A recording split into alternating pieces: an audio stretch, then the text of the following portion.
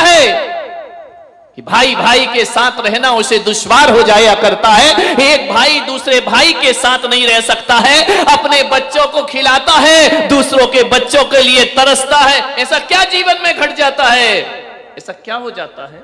बड़े होकर, छोटे में तो एक ही रहते हैं, बड़े होकर क्या हो जाता है कि एक दूसरे के साथ रहना दोनों का दुश्वार हो जाता है। मैंने बहुत सोचा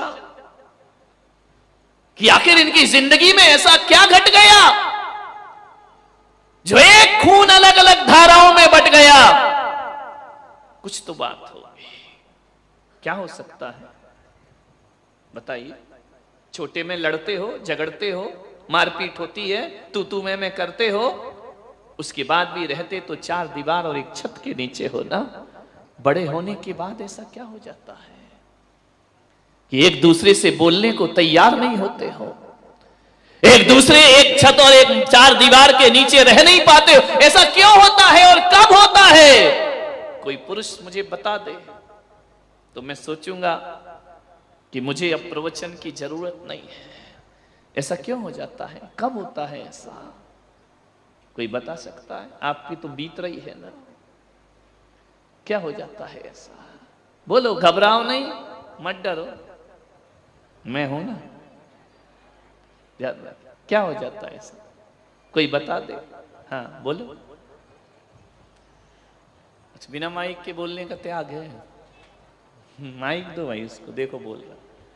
ऐसा जीवन में कौन सा मोड़ आता है, कौन सी गली आ जाती है, कौन सा समय ऐसा आ जाता है जहां दो भाई आपस में साथ नहीं रह सकते हैं? गुरुदेव के चरणों में नमोस्तु। गुरुदेव, पहले एक ही राशन कार्ड में पूरे परिवार का नाम होता है। बड़ा होकर शादी हो जाती है, घर वाले उनका अलग अलग राशन कार्ड बना देते हैं, पीढ़ी दर पीढ़ी वही चलता है। पहले परिवार में माँ बाप, बेटे, वो प्रवचन मत कर, उसके बाद बच्चे, वाइफ, उसके बच्चे, वो परिवार बन जाता है। नहीं नहीं, जो सही बात है वो तू बता नहीं रहा है, बैठ जा। कोई बताइए, दो भाई भाई अलग क्यों हो जाते हैं? ऐसा नहीं है कि उनका कहा सुनी नहीं होती थी पहले, ऐसा नहीं है कि एक दूसरे की बातें नहीं काटते थे, सब कुछ करते थे, फिर भी एक छत के नीचे रहते थे। ऐसा कौन सा मोड़ जिंदगी में आता है दो भाई अलग हो जाते हैं?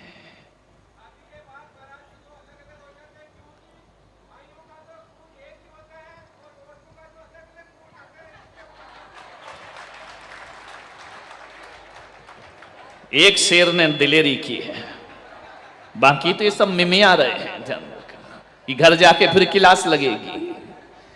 एक तो जिंदा शेर खड़ा हुआ, ध्यान रखना। कोई बात नहीं, मेरी सभा में शेर बन जाओ, नहीं तो हालात तो ऐसे। एक आदमी को मैंने देखा, क्यों रे तू ऑफिस में बड़ा शेर बना घूमता है, दुकान में बड़ा शेर बना घूमता है, घर में जाके तुझे क्या हो जाता है? बोले महाराज, शेर तो मैं घर में भी रहता हूं, लेकिन घर में जाता हूं तो दुर्गा जी ऊपर बैठ जाती है, इसलिए मैं भीगी बिल्ली हो जाया करता हूं। एक शेर मिला, ध्यान रखना मान्यवर। और आनंद तो इस बात का है कि जिसके लिए बोल रहा है वही तालियां बजा रही है। क्या बात, ध्यान रखना।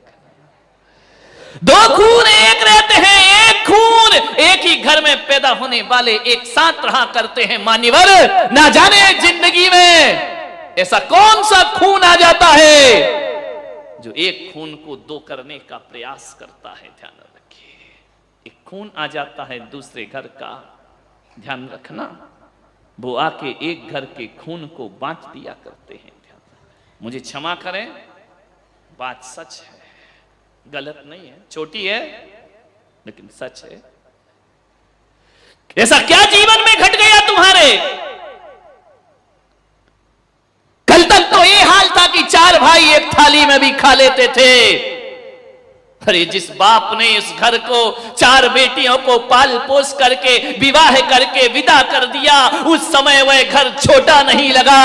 एक बहू क्या आती है, वो कहती है कि मकान छोटा है। ध्यान रखना, जहां चार चार बेटियां पल गई, जहां चार चार बेटे पल गए, उनके लिए मकान छोटा नहीं लगा। एक क्या शहजादी आ जाती है, उसे मकान छोटा लगता है। ध्यान रखिए मान्यवर, एक परिवार की चर्चा कर रहा हूं मैं, ध्यान रखना। एक खून ऐसा आ जाता है हमारे घर में जो हमारे खून को बांट देता है। भाई भाई के खून तो एक ही हुआ करते हैं, एक पराया खून आता है। और एक बात का दुख तो तब होता है कि जिस खून को बड़े बाजे गाजे के साथ विवाह करके लाते हैं, एक बात याद रखना, वह खून जो शादी करके घर में आता है, मैं कहता हूं वो खून ऐसा पराया खून है, वो कभी इस घर को अपना घर नहीं समझ पाता है, कभी इन माँ बाप को अपना माँ बाप नहीं समझ पाता है, कभी देवर को भाई नहीं समझ पाती है, कभी ननंद को बहन नहीं समझ पाती है। वो हमेशा दूरियां बना करके रहा करती है।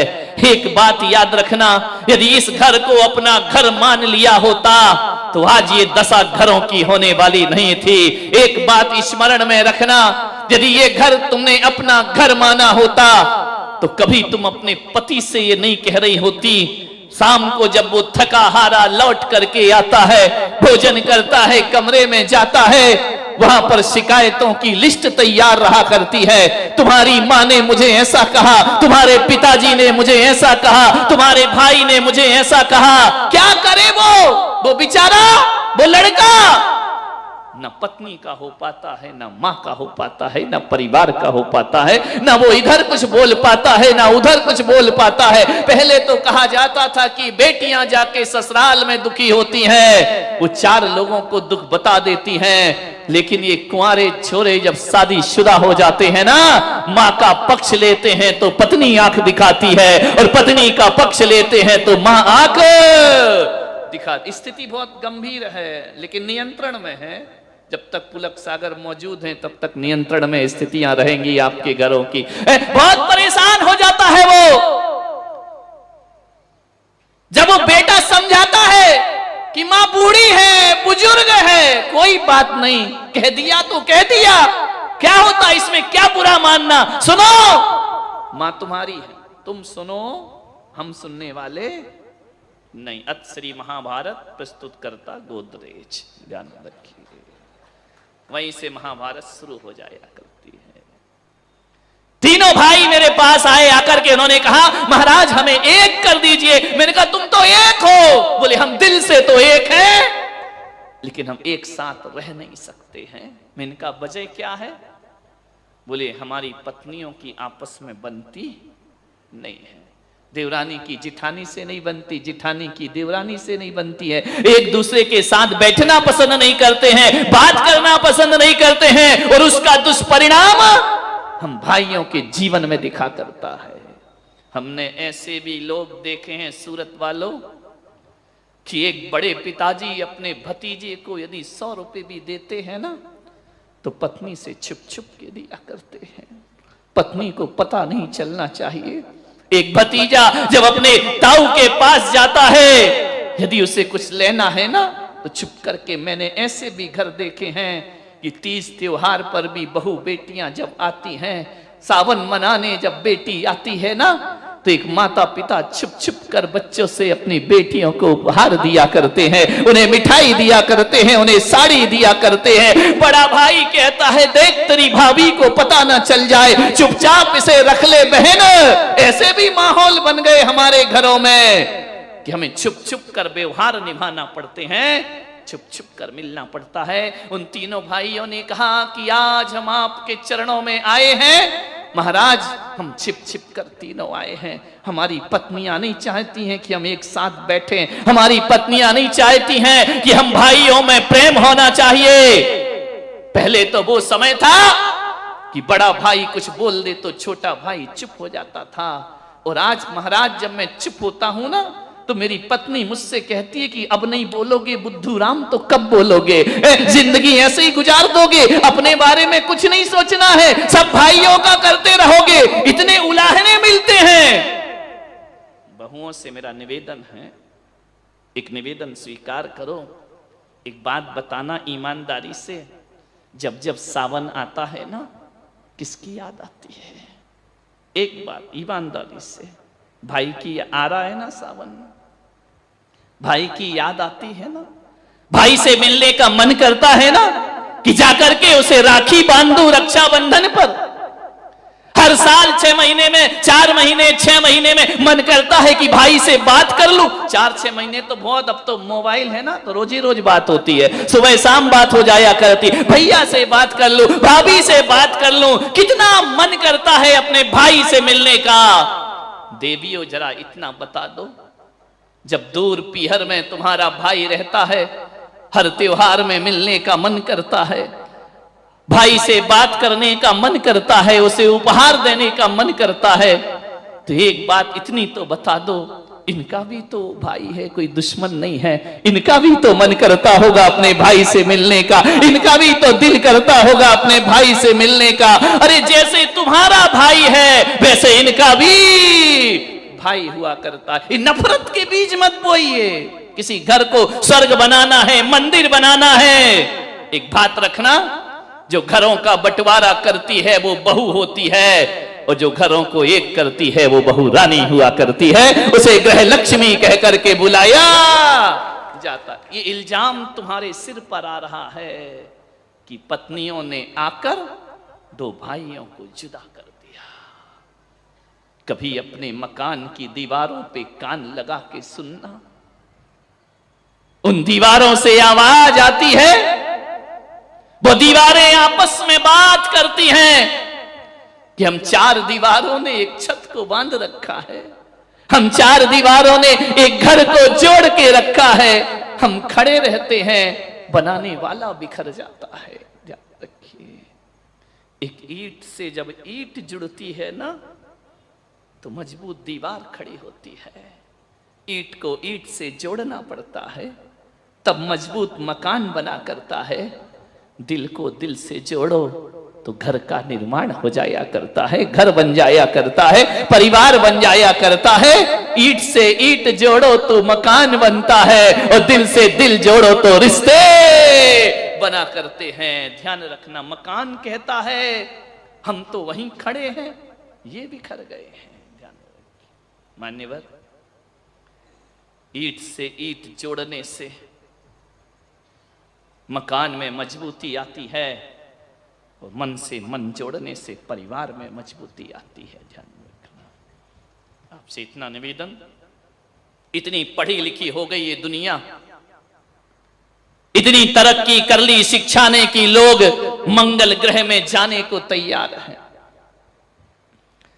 सारी दुनिया मंगल ग्रह को ढूंढ रही है, वहां मकान ढूंढ रही है, वहां जीवन ढूंढ रही है, चांद पर जीवन ढूंढ रहे हैं लोग। मैं पुलक सागर कहता हूं, मंगल में जीवन मत ढूंढो, जीवन में मंगल ले आओ, तुम्हारा जीना सार्थक हो जाएगा, तुम्हारा जीना धन्य हो जाएगा। जीवन में मंगल ले आओ। मंगल में जाने की जरूरत क्या है? हमारे यहां तो मंगल को अपने दिलों में उतार करके रखा कर जीवन में मंगल लाने का प्रयास करिए।